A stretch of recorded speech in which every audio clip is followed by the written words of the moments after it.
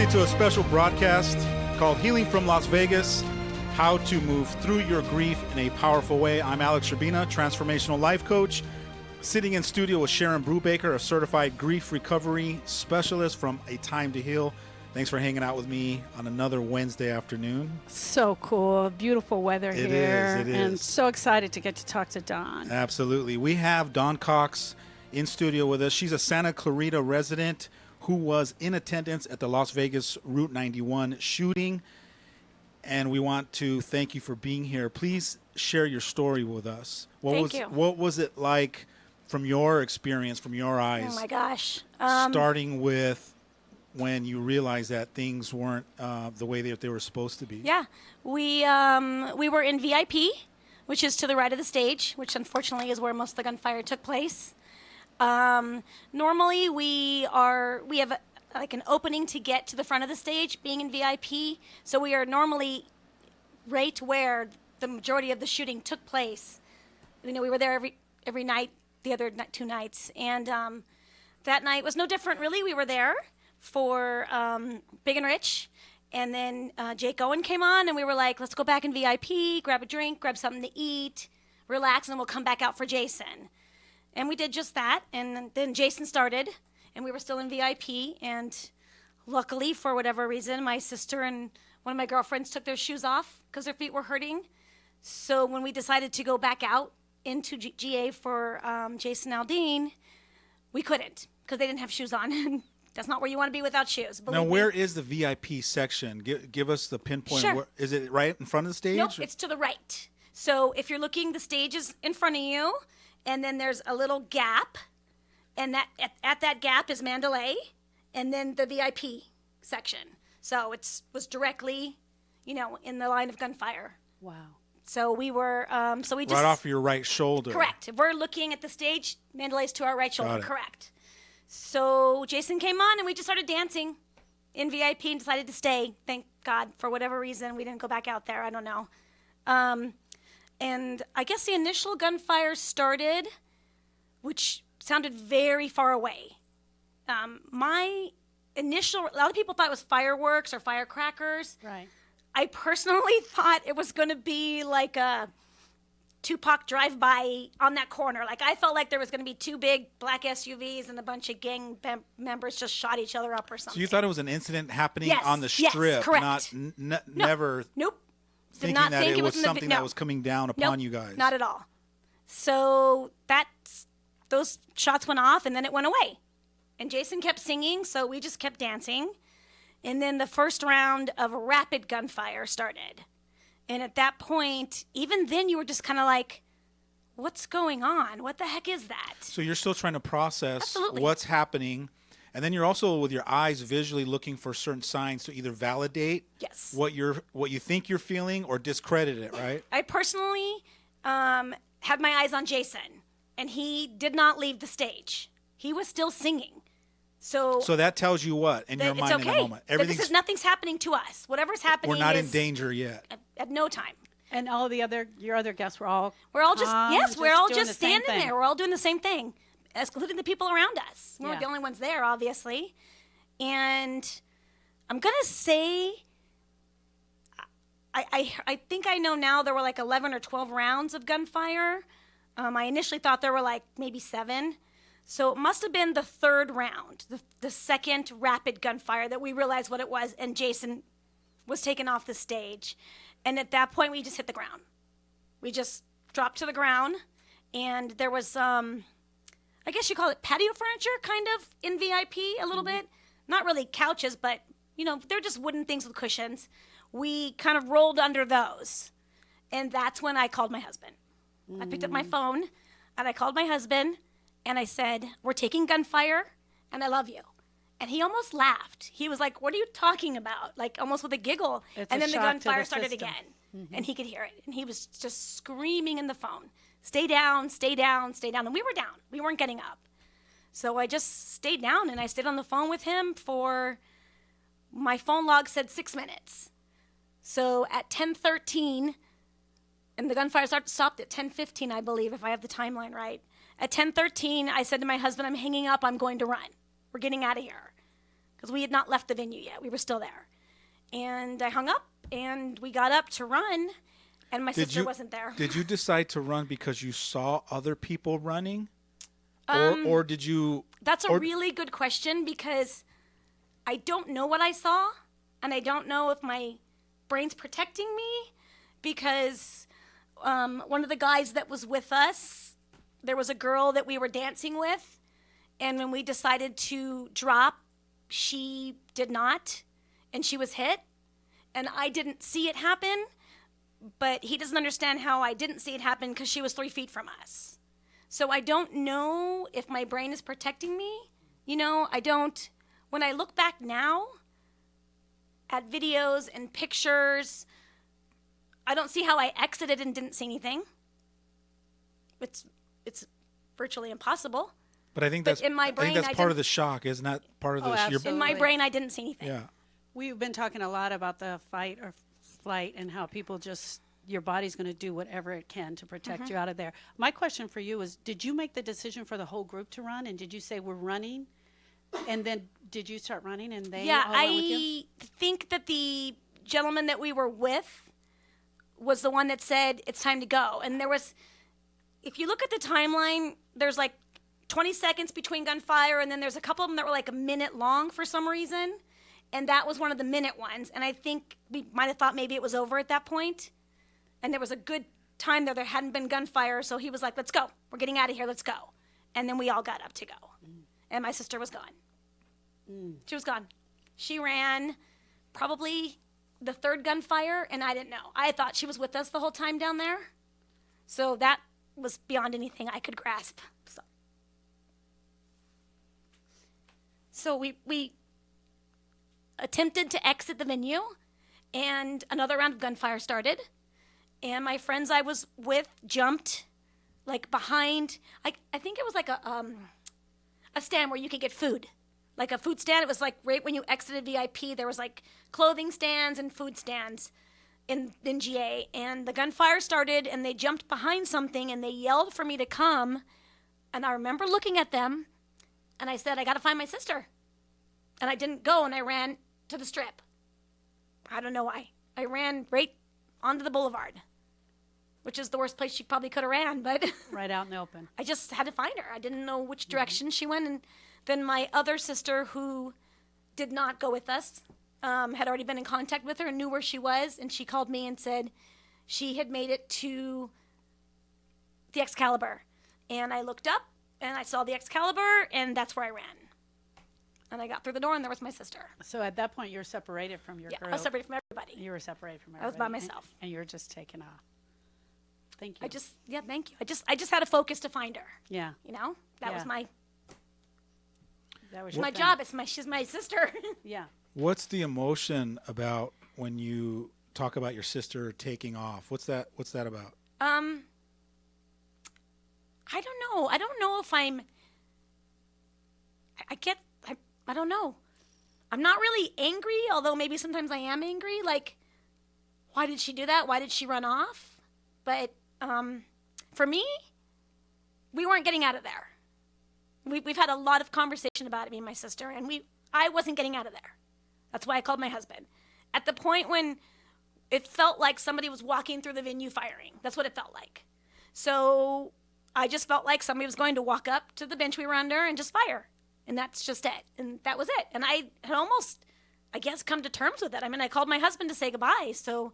But my sister didn't see it that way. My sister said that her first thought process was, it's not her time to die. And her body told her to run. And that's what she did. You're the second person that I heard say that they actually felt like some people were walking through the crowd shooting. That was the feeling that they got. Multiple people. Yes, exactly. Correct. That's exactly how she described it. That's what she said. That's what I would have told you happened. What was the first thing you guys said to each other when you saw each other? I don't think we spoke. I think we just hugged. Right. I walked in the door, and she was to the casino, and she was just right there sitting on the floor. And you just hugged. We just hugged. And then we walked over to where, like, there was, like, a bar, and everybody was just sitting because at this point, everybody knew what was going on, and everything was put into lockdown. Every hotel on that strip was put into lockdown. So we were just sitting, like, at, like, a a bar. We were actually sitting on chairs for a slot machine that swiveled, and we faced the bar, and they had it on TV. And that was the first time we realized that there was a shooter at Mandalay, because we saw it on the TV. And then we just... Who's older? I'm the oldest. You're the There's oldest. 3 of us. I'm the oldest. So did you feel a need to protect her? Absolutely. Yeah. I needed to, make sure she was okay, and we needed to be together. Right. We're very close, and we do everything together, and we're always together. So You know what it sounds like when the parent has their child and the child just wanders off, and then the parent starts panicking, and then when they finally find their child, the first thing they do is they go, "Why?" There's Why? almost like upset, like, Yes. "Why? Where did you go? Why did you leave Right. me?" right. Yeah. And I kind of feel like that's what I'm sensing. Like there's a little bit of the like, "Why did you run?" I couldn't understand why she ran, because to me that's in my head that just seemed the craziest thing to do. And To run and possibly get hit. But I think that's what the emotion is that you still aren't in disbelief of not understanding why she ran. I still don't get it. Yeah. And that's a part where you're stuck. Is Yeah, like, of course. I don't get it.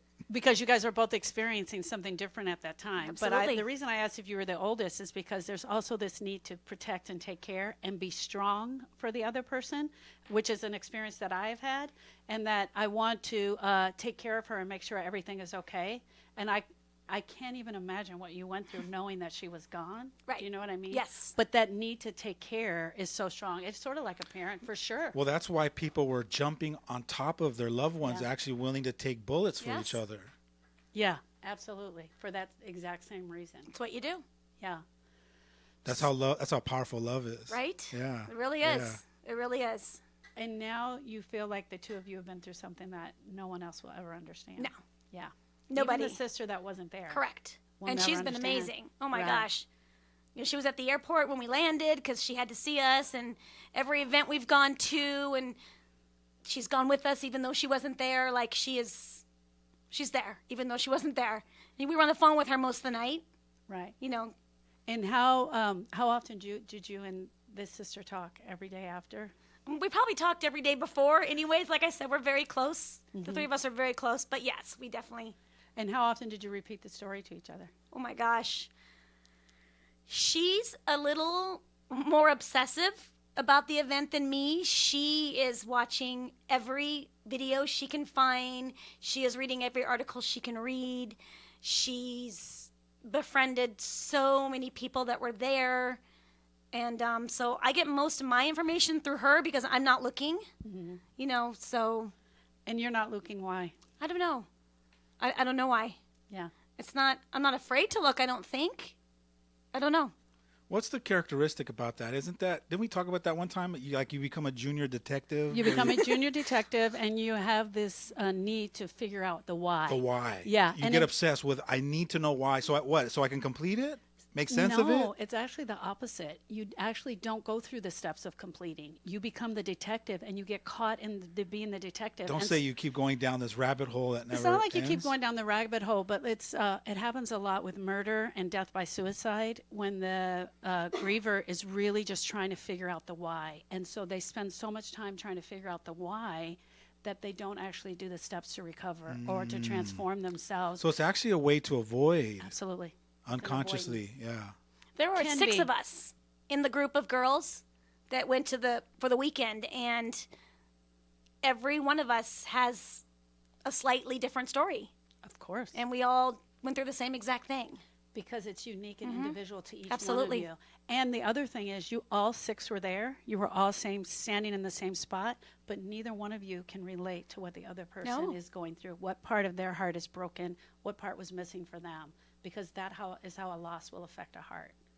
And both my sister and my girlfriend Melanie, they are very PTSD. They're very jumpy. Loud noises scare them. There's triggers. I don't have that. Prior to? I don't- Was it the same way? No. This Okay. is only from the venue. I don't have that. I just have sadness all the time. About? I don't know. Life. And someone there? Just life. Just why and how somebody could do this. Right, And is this the world I want to live in? right. Just sadness. But I'm not jumpy. Like, a champagne bottle popped and my sister came out of her skin and it didn't even faze me. Like I'm not jumpy like they are. And let's go back to the sadness for a second. Is it for you or for other people there? I don't know exactly. It's just in general. I don't know. And do you and then the Texas thing happened, and then it's just like, if this is our new world, like I don't want this world. Yeah. I don't want it. Maybe it's a loss of hopes, dreams, and expectations, and just a broken heart of things that could have been and that weren't. I don't know. I'm just throwing it out I'm not there. scared. I'm not trying to diagnose. If Route 91 happens again on that same spot, which is not going to happen, but if it did, I would be there. Can I support you? I would go back. I'm do I not permission? scared. Do I have permission Yes, to support you? Of course. I want you to answer her question. She asked you a very powerful question. That the answer you gave her was, "I don't know." So let her ask you the question again, and then I want you to see if you can come up with an answer. Okay. So my question is, why are you sad? And if you really had to search in your heart, who would it be towards? Is it for the other people that were there, or is it towards yourself?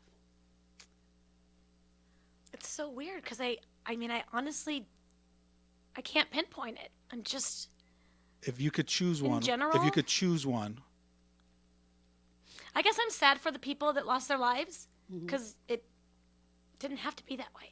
We were just enjoying a great weekend and having fun and doing what we love to do, and some crazy person just not only ruined their life, ruined everybody in their lives as well, and changed people forever.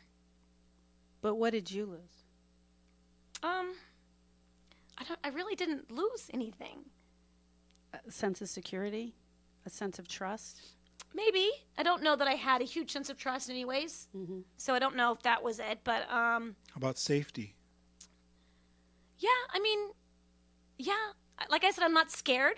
I'm going to go to Stagecoach. I'm not afraid to go back to a festival. I've been to concerts since it's happened. I went to the Kings game the Thursday night after I got home, which was really tough for me, but I went.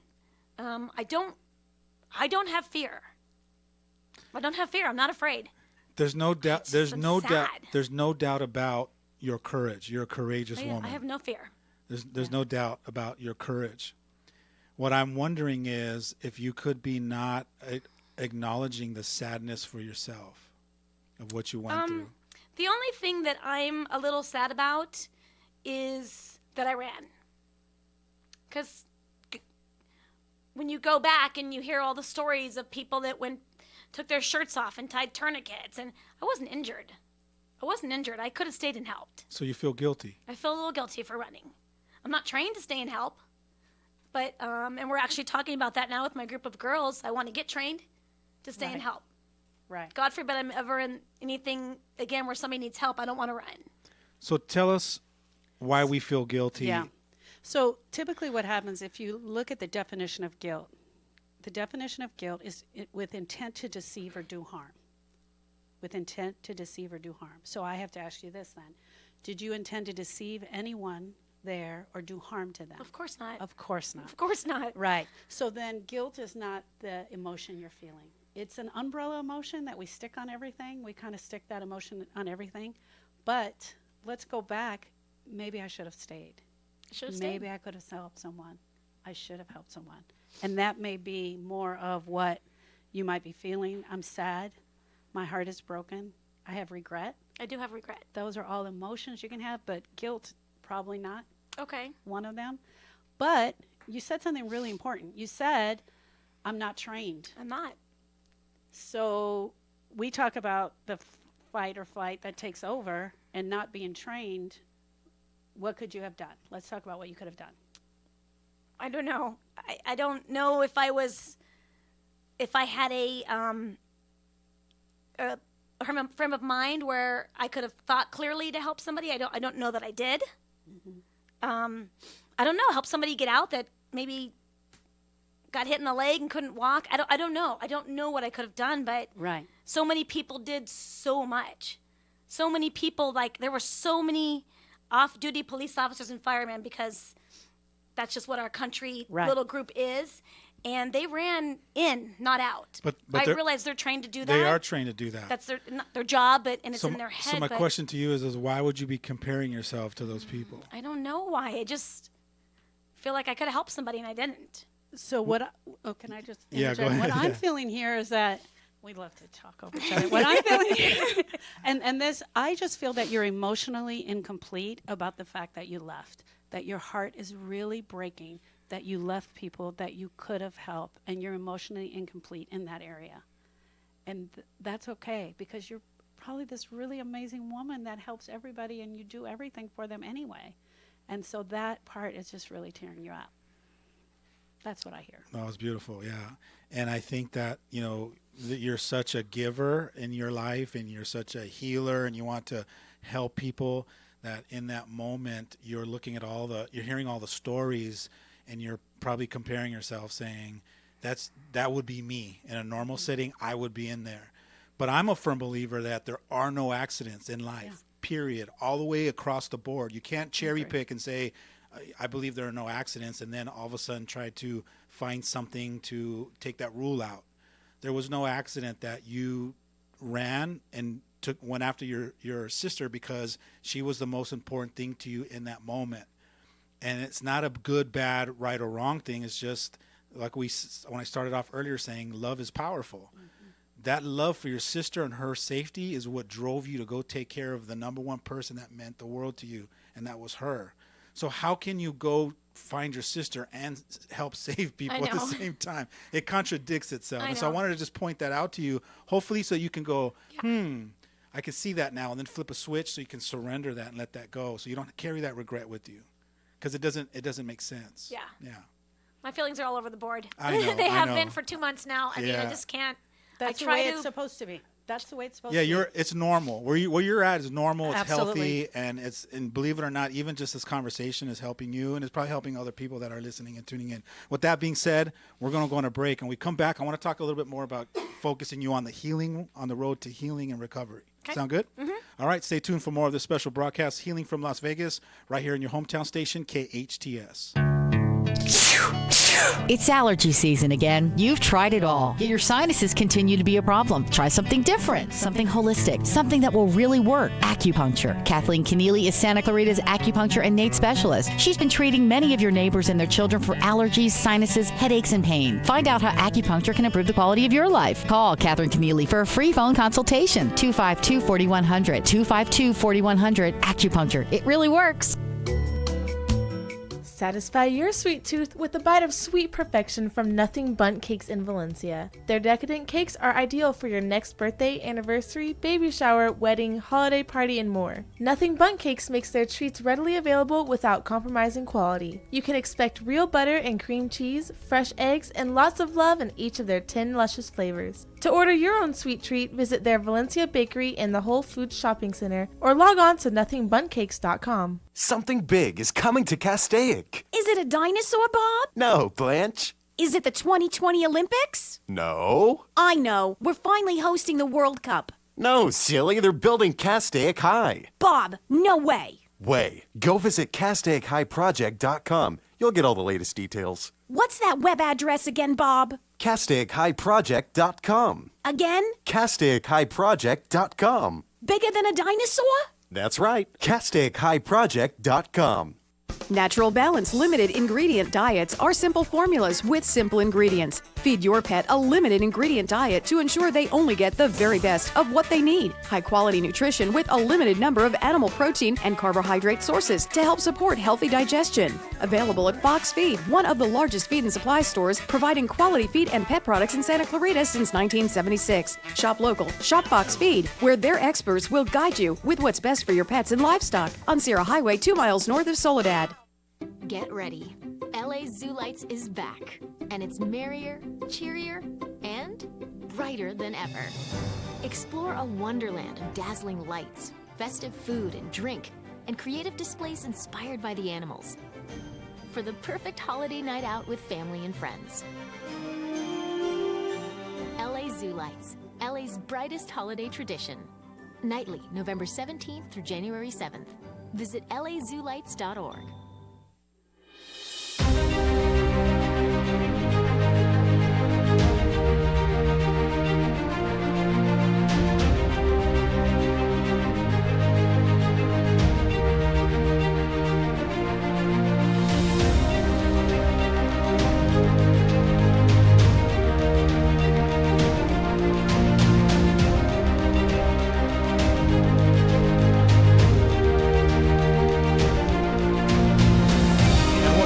special broadcast called Healing from Las Vegas.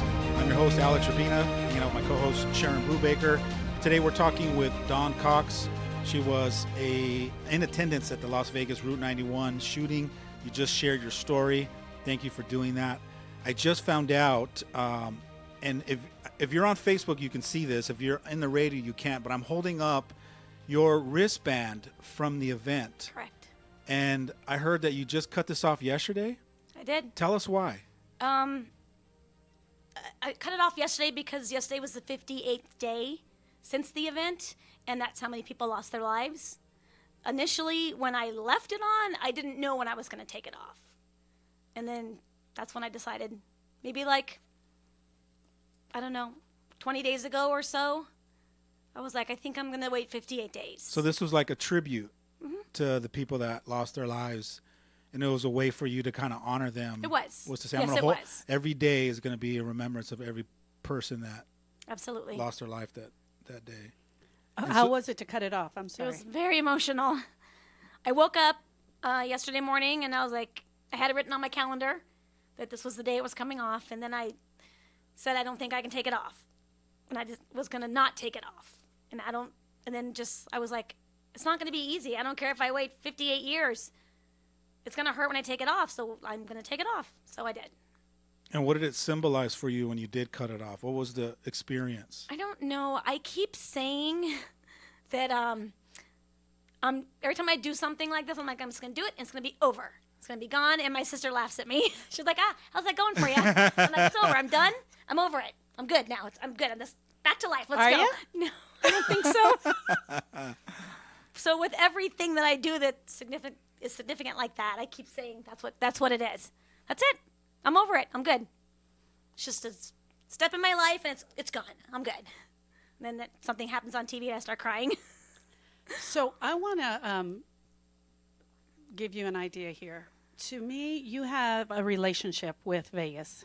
I've been back twice. But the since moment you got there at that concert, you had a relationship formed with your friends. You guys were all together. It ended poorly.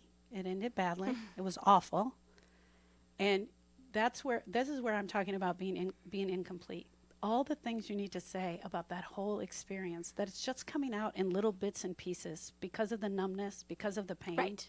And that's the part that needs to be completed for you. And taking off this bracelet was a part of that emotional incompleteness, because it's like, who am I going to be now once I take this bracelet off? Is sort of what I'm hearing you say, right? Yeah, I mean, yeah. I would see other people with the bracelet, or people with everybody's got stickers on their cars now. You know, I'd be like, hi, I was there too, hi. And I want to hug them and say hi. And now I'm like, nobody's going to know I wasn't there. Like, oh, that's huge. I'm not going to be able to say to them, I was there too. Like, they're not going to be able to see it with the bracelet not on my arm. Although I do have about a dozen shirts, so I could probably wear one every day without doing laundry, and somebody's going to know I was at Route 91. How many Plus the how many tattoos do you have? We just had that conversation. I've gotten 3 since the concert. And you have a beautiful one that says Fearless, which is so awesome. But you have a great plan for this bracelet. I do. And that is? To make jewelry. I'm going to, I have a girlfriend that makes jewelry, so I bought all the pieces that I need, and I'm going to make an actual bracelet out of it so that I can just put it on and wear it when I go out. Maybe when I go to a country concert or another festival, I'm going to probably wear it with me. Dawn, what part of you makes it so important that you want people to know that you were there? What is that about? I don't know. I just want to hug them and say I was there too, and we're going to be okay. Because I do feel like we're going to be okay. Yeah.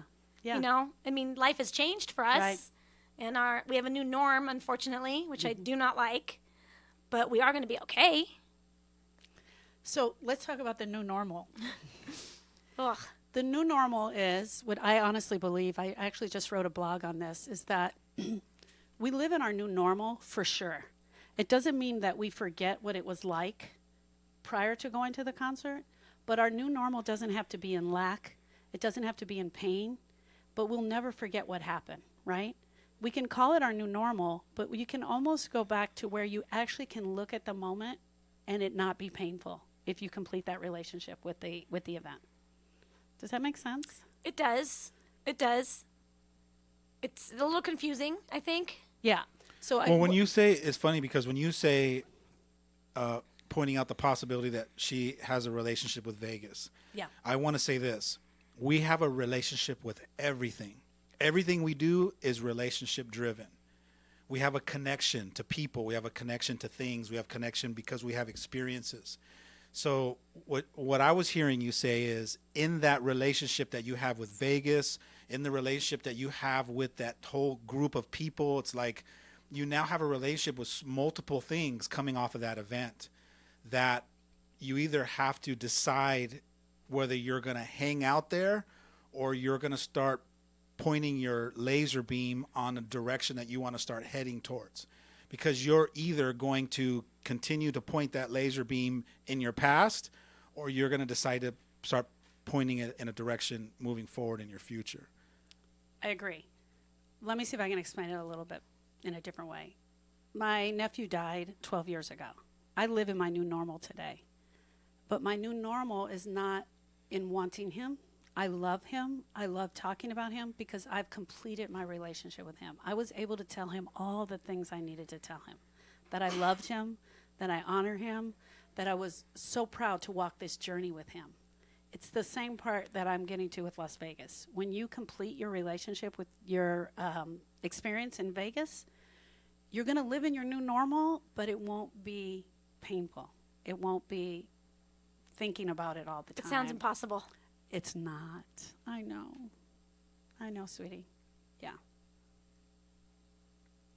And standing where you're standing from, that's the part that you have to be willing to trust people that are on the outside, or people that have gone through that process, or people that are in your life to help support you. This is kind of going to have to be a leap of faith.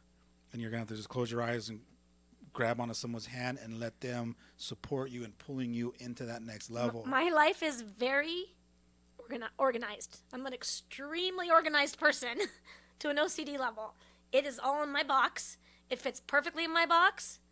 My puzzle is, if you saw my shelves in my kitchen, like it's just, so this has just messed my box up. Yeah. It really Yeah. has. 100%. Tell me what day I'm going to be over this, and I will put it on my calendar. And when that day comes, that's what I will do. That's how I feel it has to happen. Yeah. Well, it happens I want that when you're date. ready. When you're ready to do the work. It's going to happen when you're ready to do the work. My guess is right now that it still is, the full aspect of it and the reality of it hasn't completely gotten into your brain yet. So that when you're ready to do the work and do the action steps to complete that relationship, it will definitely happen. And it's not I'm going to go to stage 1 and then I'm going to go through stage 2. It's not like that. It's definitely a process and discovering what it is for you. Right? And I can't do it in an hour. I know. And just so you know, life isn't as linear as the box that I you've know. created in your life. Life is designed to be moment to moment, and it's designed to be choice by choice, and it unfolds when you decide to jump into it. You can't be inside your box and expect the healing to happen, because healing doesn't happen inside the box. It happens when you force yourself outside of the box. It's very hard for me. Yeah. Okay, let's start with, Very hard. we're going to start with words first. We're going to insert the word challenging rather than hard. That's stage 1. So if you can start saying it might be challenging for me rather than hard. Because if you say it's hard or difficult, it becomes what? It becomes hard and It difficult. becomes hard and difficult. That's how powerful we are. With the words we use, we actually manifest them. So start changing the words from hard and difficult to challenging. Because challenging implies it might be a challenge, but I can still overcome it. Right. A I challenge. can overcome any challenge. That's right. Give me Of course a you challenge can. and I'm That's going to right. overcome That's it. right. So This start. doesn't feel like a challenge. So to me. I know that, Yeah. but you're the meaning maker to your own reality. You're making up your whole reality. So you, in other words, you're the puppeteer. Right. So decide to change the word. Once you change the word and start using that, inserting that new word, challenge. I promise you, all of a sudden you're gonna go. If it's a challenge now, then I can overcome any challenge, because that's the lady that I see standing in front of me is the one that if they throw a challenge at you, you're gonna bust through Yeah. it. But if it's hard, you're gonna hang out and just kind of sit there and try to figure out what you need to do to figure it out, which can have you stuck in that box. Absolutely. And your thought creates your feelings. So you're having the thought first that it's too hard. You're having the thought that it's hard, and then you're attaching the feeling that it's too hard.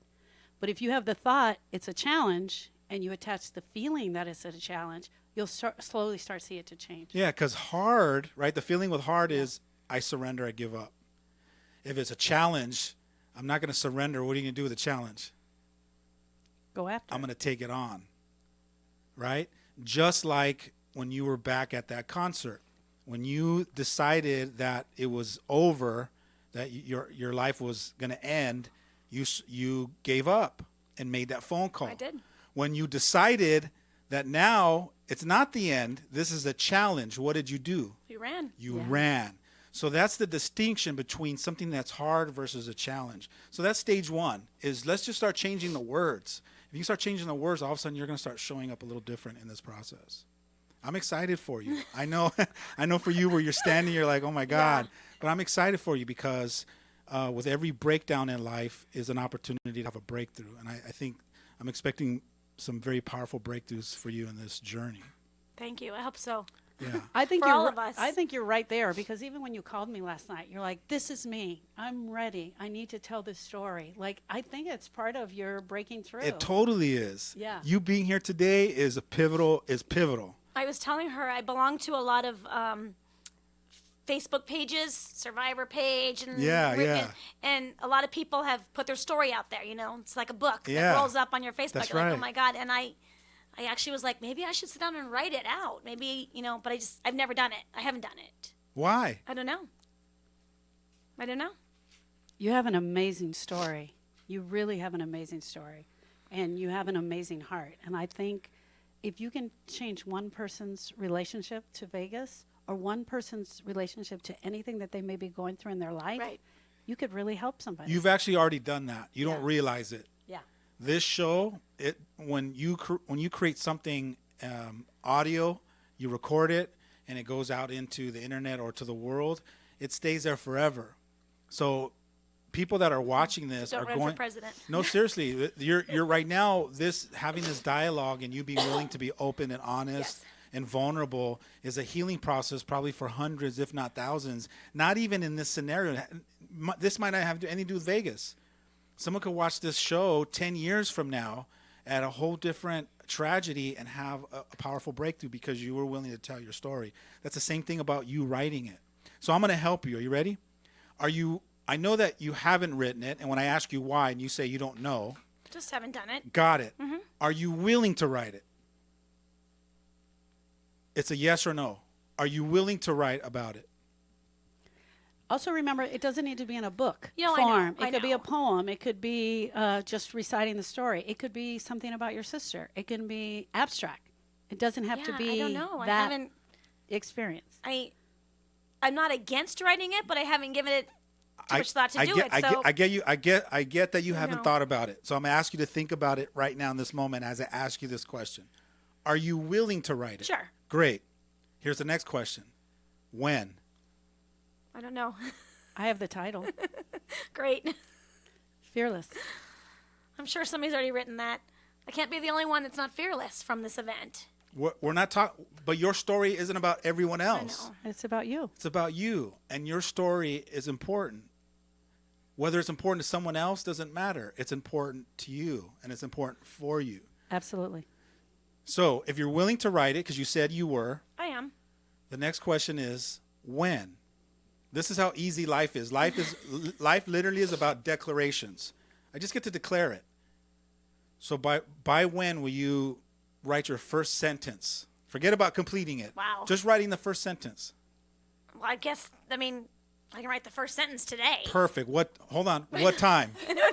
No, seriously, this is how easy it is. It is. By what time will you complete the first sentence of your story? It's 1:45. Oh, God.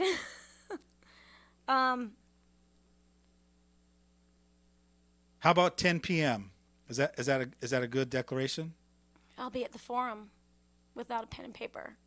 You have a phone. But right now it's 1:45. All I'm asking for is the first sentence.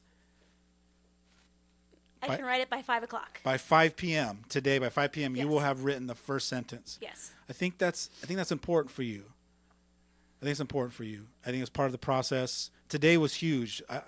Kudos to you. You're a very courageous and brave woman. For you to come in and just start talking about it as part of your process. So I'm excited for you. Thank you. Yeah. I agree 100%. And I think that first sentence, I am fearless, because it's already there. And whether you share it with anyone, doesn't even matter. Doesn't Right. matter.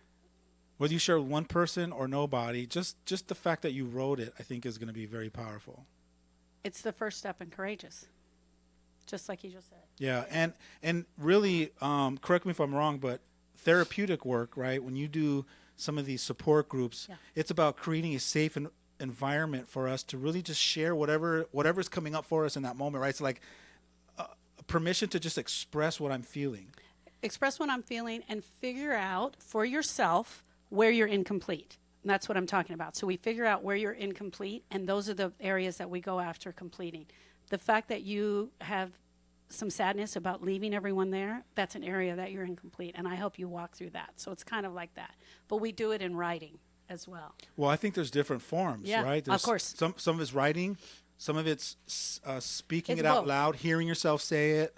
It's both. Yeah. We write it, we say it out loud, we hear ourselves saying it. And you and I talk about this a lot, but you have to go through it.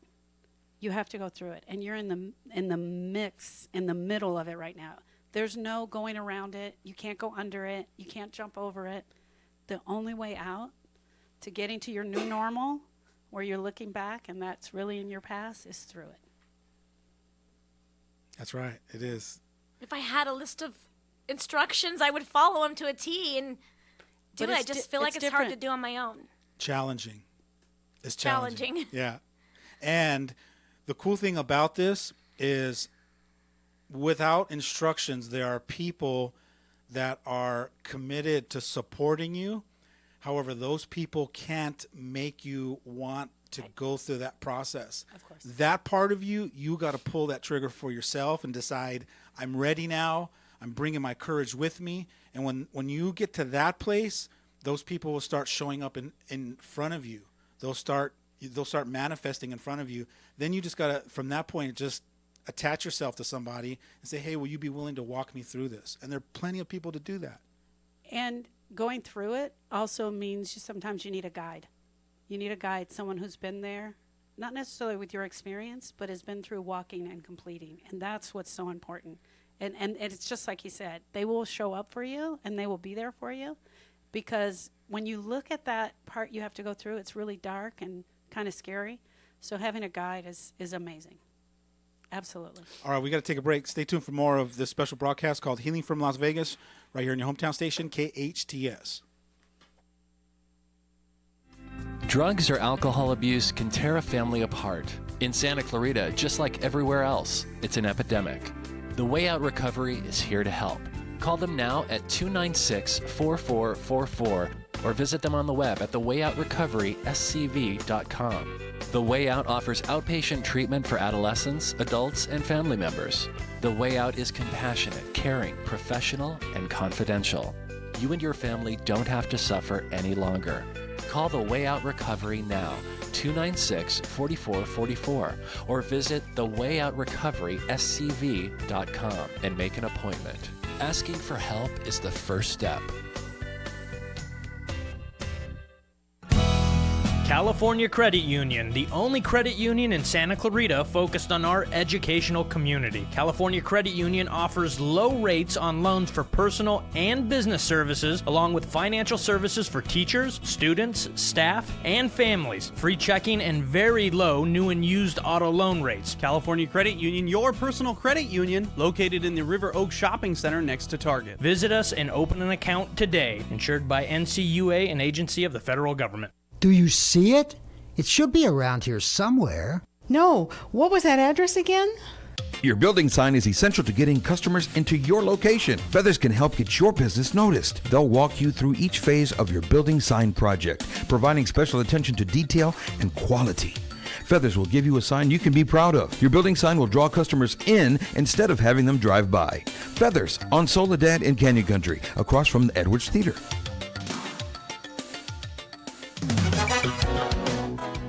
I'm Tori with your hometown station weather. A mix of sun and clouds today with highs in the mid-70s. Some clouds overnight with lows in the low 50s and sunny tomorrow with a high of 80. The Santa Clarita Elementary School Winter Wonderland Holiday Boutique is this Saturday, December 2nd from 9 to 12 p.m. It's on Seco Canyon in Saugus. Over 30 vendors for all your holiday shopping needs. For more information, go to hometownstation.com.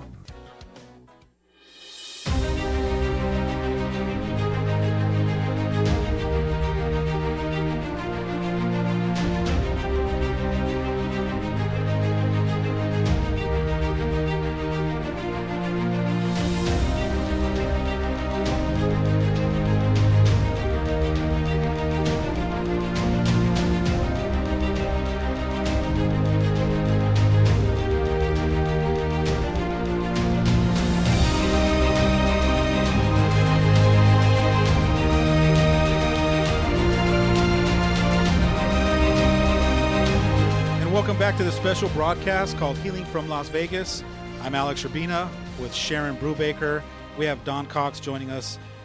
Tell us, Dawn, what's next for you? What's the next phase for you in your healing process so that you can heal in a powerful way and start getting back to what you're committed to, get back to your family and the family goals and the things that just get you back to joy and passion and excitement? Those kinds of things. I don't know. I don't really have any steps. I feel like that's just time. I feel like in time and me doing the things that I love to do in my life, which is go to the Kings games and go to concerts and go to festivals, that it's just, eventually I'm just going to be doing it and I'm not going to be crying anymore. Can I address that? Yes, of course. So there are some myths to healing, and the number one myth is that time will heal. Time will heal our wounds. It's not the time that will heal our wounds. It's the actions that we take within the time. The steps that we take within the time is going to heal us. So writing that first sentence is going to be amazing. I'm going to give you a book today that you can start reading, and the very first chapter is about the myths. And time heals. I can see you probably a year from now or 2 years from now, and you could still be in pain. You've met those people that they get a divorce and you meet them 5 years later and they're still talking about that divorce. Yeah. So that is proof that time does not heal. It's the action steps that we do within time that absolutely. But I don't want it to go away. No, it won't go away. I don't want to stop talking. I don't want to I don't want one day to not think about it.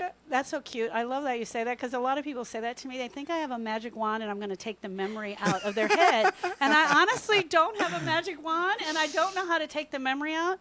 I absolutely know every moment of Austin dying. I remember getting that phone call. I remember every moment of him dying. So let me explain it to you this way. When I got the call that he had died, it was as if someone had stabbed me in the heart with a knife. And here I was, days later, weeks later, walking around with this knife sticking out of my heart. Everyone was talking to me, but no one was addressing this knife. Going through grief recovery and completing my relationship with Austin, it was like if the knife had been removed, the hole that was placed there by Austin, the loss of him, was still there. But because that knife wasn't in there jiggling and moving around, the pain was gone. Every moment and every ounce of it, you will absolutely remember. But the pain of that memory can be taken away. You actually said it beautifully there, but you actually said it beautifully a little bit earlier. And you basically said the same thing. And it's, when I get to the other side, I'm going to get to the other side and I'll be able to talk about it from a powerful place, from a healed place, rather than the stuck, hurt, painful place. So if you think that I'm afraid to get past that point because then I'll lose it, you're not going to lose it. It's going to be a part of you forever. However, we're just asking you, are you open to the possibility of getting to the other side where you're fully healed and you're operating and you can talk about it from a more powerful place? I hope everybody that was there is willing to do that. Absolutely. Exactly. That's all we're talking about. And that's why just having this discussion about possibilities and how it looks like in that process, that other people can see that possibility as well. Yeah, you have to use your story to help and guide other people. You use that story for that. So we don't want to take that away. Absolutely not. One of the things that you were talking about when you were talking about the time, I've also had experience of people that will say to themselves, time will heal. However, from my experience of all those people that have said times will heal, I've noticed that they use that saying as a way to hide out and Yes. not address or not go through the healing process. It's, again, another way to avoid is to say time will heal. Well, time will heal, by me saying that, gives me permission to not heal myself. To not address it, to not take care of it, to And- not do the action steps. And to not go through like you were talking about. And not to go through what you need to go through. And the other thing is, for sure, that we know without a doubt, it will go dormant. It absolutely will go dormant. Eventually, you'll get to a point where your heart will just not hurt as much. It'll be so far away. It'll be in the past. But the minute something else happens in your life, it will attach to that pain. And now you're not only grieving that one pain, you're now grieving the second thing as well. So it attaches to what it. it sounds like to me is that by saying time will heal and we hang out in the avoiding, we just numb it. We numb it. We numb it. We push it down so far. We that stuff it, tuck we don't it know down, it's there. numb it, and then it just takes one other thing Yeah. to in the future to pop it, and then it all starts coming up again. Yes, And we absolutely. now we have multiple things that we've been pushing down and suppressing that all starts to come back up. Absolutely. And we meet people that cry all the time, but they don't know where they're crying or their heart's broken. It's from pain in their past that they just pushed down so far, but they can't reach out and touch it and tell us that that's what it is. Don, don't let that happen to you. We're here for you. I make a joke, and this is prior to Vegas, that I'm a crier for hire. So if you guys ever need anybody to just, cry, I could do it like, without a problem. I cry over it's everything. part of the process. It's Yeah. beautiful, and we want to thank you for having the courage and being vulnerable with us on the show today. Thank you guys for listening to the special broadcast called Healing from Las Vegas, right here on your hometown station, KHTS.